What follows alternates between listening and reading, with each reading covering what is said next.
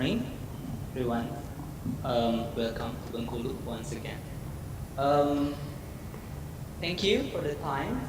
I am very happy this morning because I can represent Bengkulu Heritage Society in this very great forums.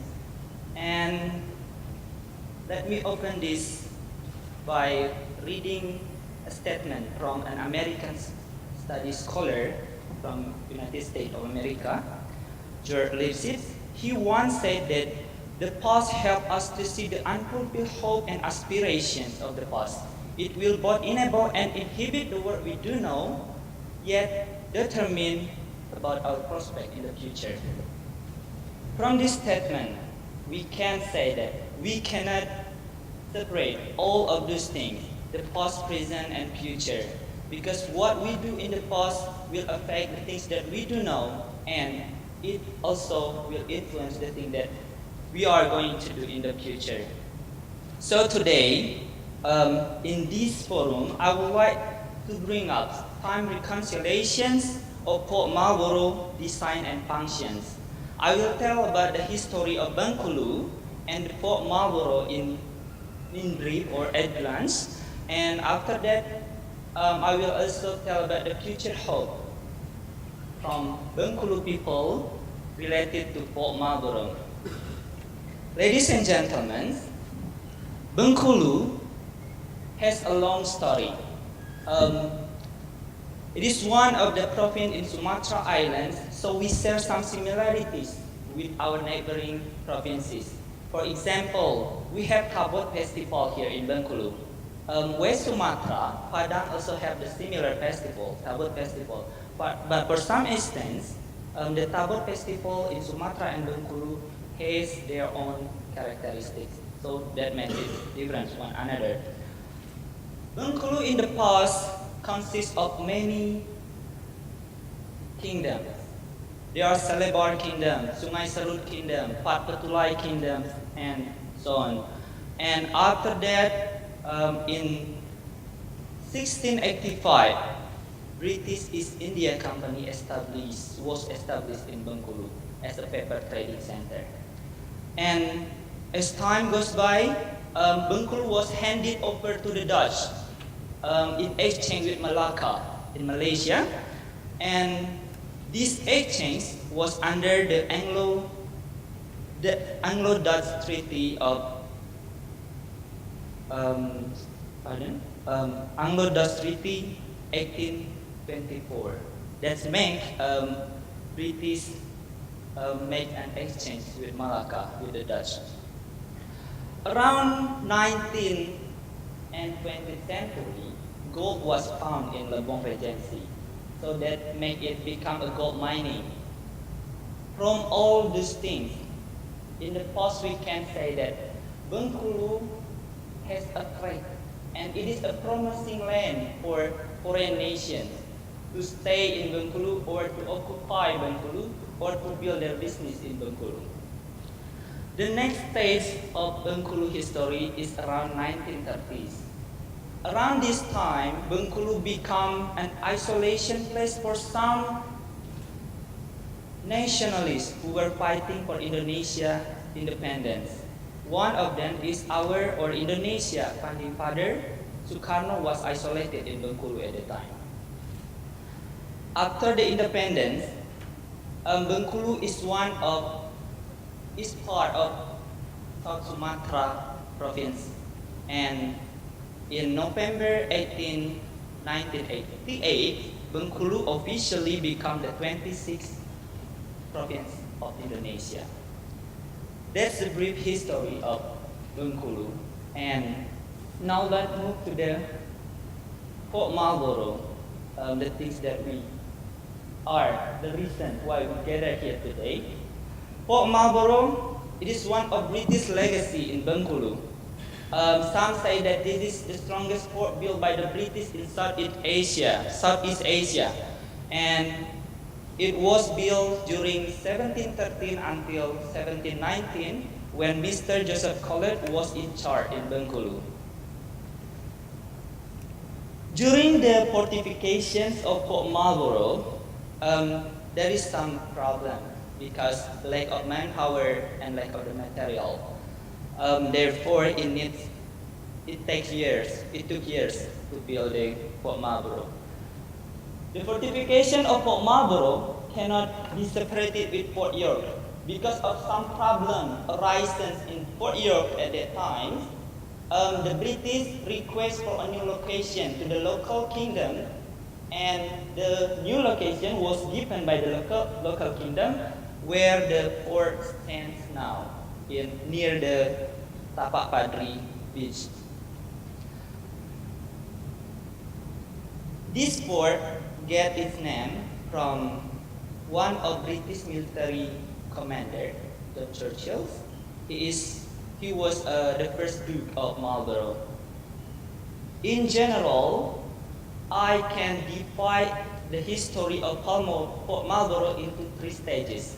The first one in the colonialization era, and the second one after the independence of Indonesia, and the third one in 1977.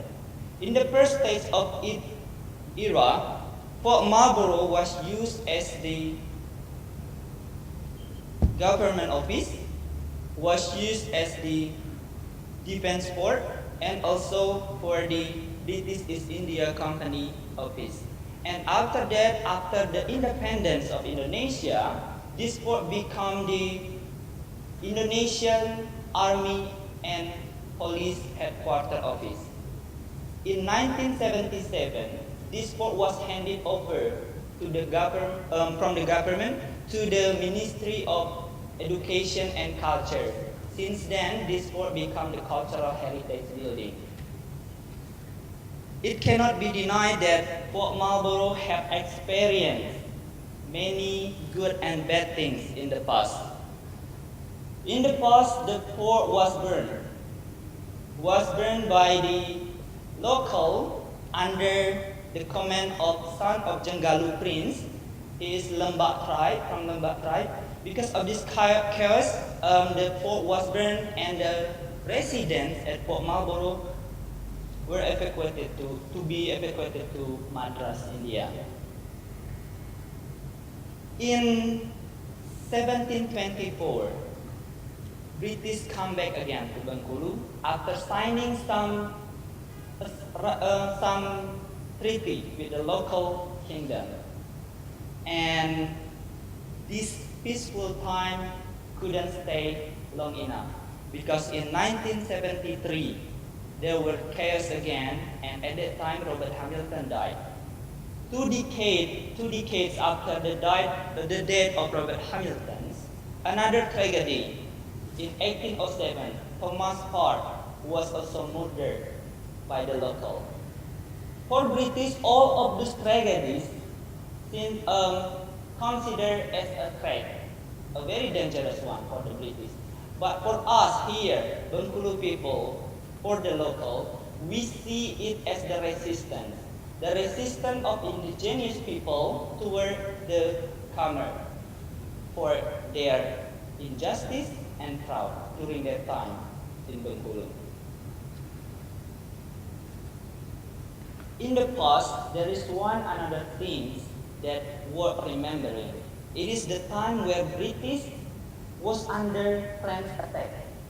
At that time, Mr. Charter, as the governor of Fort Marlborough, took an insurance to protect the fort from being taken by the foreign army, especially the French.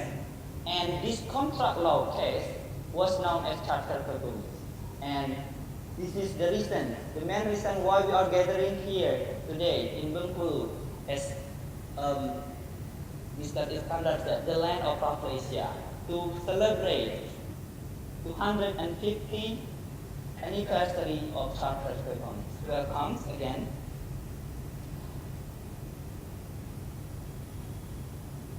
Representing Bengkulu Heritage Society, I would like to confess that we find it hard to find the document that record the history of Bengkulu and Fort Marlborough especially. So we do our best as a group that care, that concern about Bengkulu heritage, but yeah, it is hard to find a document. I hope maybe all the participants here today maybe have a document of Bengkulu history or Port Marlborough history. Maybe you are willing to share the document with Bengkulu Heritage Society. Port Marlborough, as in my title, the time consideration of its function and design. The design of Port Marlborough, all of the car in Port Marlborough has its own function.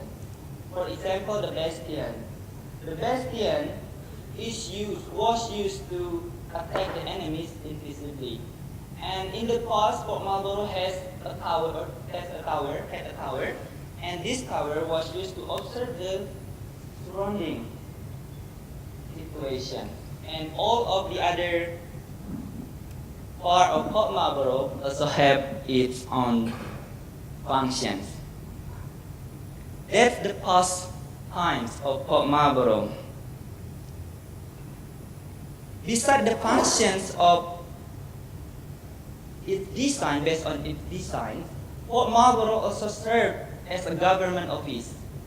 Economically, it served as British East India Company office, and it is also served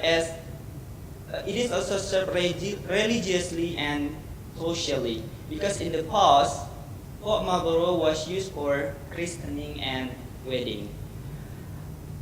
Now we move to the present times of Port Marlborough. Now, some say that Port Marlborough has a very unique design. And because of its unique design, it became one of the most popular tourist attractions in Bengkulu. And we can say that if you visit Bengkulu, it is incomplete if you do not visit Port Marlborough. So we are very lucky because after this forum, we are going to visit Port Marlborough if I see in the schedule. Besides as the tourism object, ladies and gentlemen, Port Marlborough also served its previous functions. One of the previous functions was a religious function, and now it is still has the religious functions, since Port Marlborough is used regularly for the people around the Port Marlborough to do Idul Fitri and Idul Adha prayer. So it still has its function religiously. That's the brief history of Port Marlborough and Bengkulu in general. But I will not stop in the past and present times, because I think it is also very crucial to discuss about the future of Port Marlborough. And we are Bengkulu Heritage Society feel very lucky because Mr. Iskandar is here, so maybe Mr. Iskandar can hear what is the hope of your people of Bengkulu about Port Marlborough and Bengkulu. Mr. Iskandar and ladies and gentlemen, about the future of Port Marlborough, months ago, I conducted a small independent research by using questionnaire, asking for about 50 people in Bengkulu about their hopes related to Port Marlborough. And let me read some of them. And the first one is Miss Risnawati. She is a lecturer. He said that keep and preserve the original design of Port Marlborough as one of the cultural heritage buildings in Bengkulu. That's from Miss Risnawati. And the second one, my respondent was Mr. Krishna Gamawan. He is here. Mr. Krishna Gamawan said that my future hope is that Port Marlborough can be Indonesia and British Education and History Research Center, transforming the functions of this port into education, history research center, modern library, and museum can attract more tourists and researchers to come to Bengkulu. Consequently, the welfare of Bengkulu people will increase. That's a very good and wonderful dream from Bengkulu people to Port Marlborough. Besides these dreams, I also want to propose my own dreams related to Port Marlborough and Bengkulu. In the past, ladies and gentlemen, Bengkulu was recognized nationally and internationally as the agricultural product supplier. So, Mr. Iskandar, why don't we regain this era? Let's regain the golden era of Bengkulu. We have Churuk as the supplier of agricultural product, and why don't we maximize this aspect to regain our golden era? And the other things that I want to propose about my dreams related to Bengkulu, after reading Sir Thomas Stamford Raffles' letter, once he wrote a letter describing the conditions of Bengkulu. From that letter, we can say that Bengkulu in the past was a pleasant, green, beautiful, and friendly city. And I'm sure that the government also have the similar idea or dream to make Bengkulu become a green, beautiful, pleasant, and friendly city. All of these things, I'm pretty sure enough, if we want to do more effort, we can create all of these things related to Port Marlborough as the center, as the reason to make this dream come true.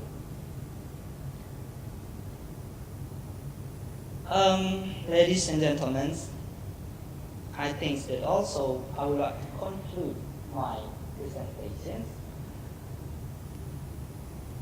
Port Marlborough have changed. It designs, it functions time over time. But the designs doesn't change much because our government have the regulations here to keep and preserve the design of cultural heritage building on its original form. And the grand designs of Port Marlborough feature the acculturations of European and Indonesian culture. For the current governments, the things, the good ones that happened in the past, maybe become the best for you to make some policies to be used by the government to create a better Bengkulu in the future. Lastly, in the age that has reached more than 300 years, Port Marlborough is certainly more than just a historical building for us. This port has become the inscriptions that record the interaction of two or more nations. It is also like a monument with untold sweet and bitter memories among the nations in the past. I think that's all. Thank you.